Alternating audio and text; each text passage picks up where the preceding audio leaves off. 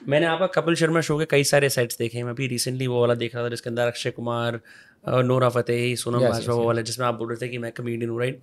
तो जो आप ये सेट्स बनाते हो, ये आप ऑन द स्पॉट प्रिपेयर करते हो, 1 घंटे पहले प्रिपेयर करते हो, लाइक?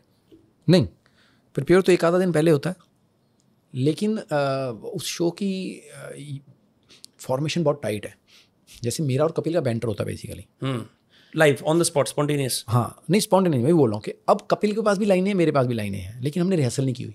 हाँ, रिहर्सल एक आधी बार पढ़ लेते हैं। कपिल बहुत बिजी होता है, तो कई बार चीज़ ही उसी वक्त तैयार होती है और मैं भी बैठता हूँ, राइटर तो चेंज करता हूँ, यार ये मज़ा नहीं आ रहा, अक्षय कुमार आज ये कपड़े पहन के आया, वो ये कपड़े पहन के आई, ये लड़की ये आई है, तो अपन लाइनें फटाफट चेंज करते हैं कि भाई ऐसा कर रहे हैं, या मेरे से पहले एंट्री से पहले उन्होंने कौन सी बातें करी हैं, ये बातें कर रहे हैं, तो इस पर थोड़ा सा स्क्रिप्ट में डाल लेते हैं। मतलब जब शो चल रहा है लाइव, उसी वक्त आप चेंज कर रहे हो अपना set? चेंज कर रहे होते हैं थोड़ा बहुत। ऐसे chaos में तो बंदा पागल हो जाएगा। यही हमारी ट्रेनिंग है, और कपिल को पता होता है कि चाहे जो लाइनें वो स्टेज पे ले गया, अब उससे तो बात नहीं हो रही ना, अब मैं तो जाके स्टेज पे कुछ भी बोल दूंगा अलग से। तो Kapil so much prepared in चीज़ों के लिए कि ये कुछ भी बोलेगा, हम संभाल लेंगे।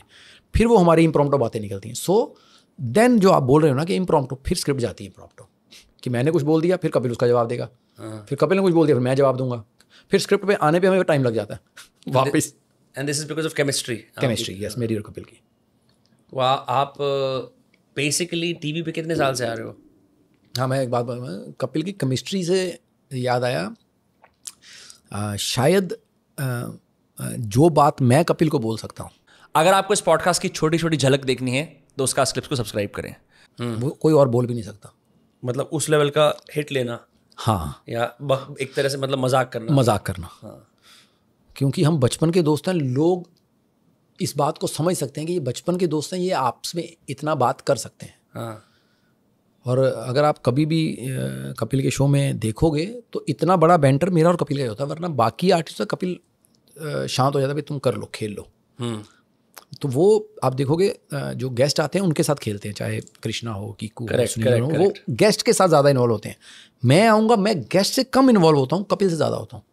करेक्ट। तो वो दैट्स दी बैंटर। और वो कपिल के साथ कर भी इसलिए पाते हैं कि एक तो एक दूसरे पे कॉन्फिडेंस है कि भाई अगर मैं कुछ बोलूँगा तो ये जवाब दे सकता है, वो कुछ बोलेगा तो मैं जवाब दे सकता हूँ। आप दोस्ती को प्रोफेशनलिज्म से कैसे मैनेज करते हो? लेकिन मैं सोचता हूँ मेरे बहुत सारे ऐसे दोस्त हैं, उनमें से कोई बहुत सारे बड़े मतलब इसमें कंटेंट में भी हैं, बहुत सारे ऐसे लोग हैं जो बिजनेस में भी हैं। मतलब अब दोस्त हो, अब आपको साथ में कोलैबोरेट करना है, तो प्रोफेशनली तो कुछ सेट करना पड़ता है ना, वो कैसे मैनेज होता है? उसमें कपिल है नहीं ना इन्वॉल्व। अच्छा, मैं वही कहता हूँ हमेशा लोगों को, ये क्यों लगता है कि भाई दोस्ती की वजह से ये चीज़ें हो रही हैं। ऐसा नहीं होता है।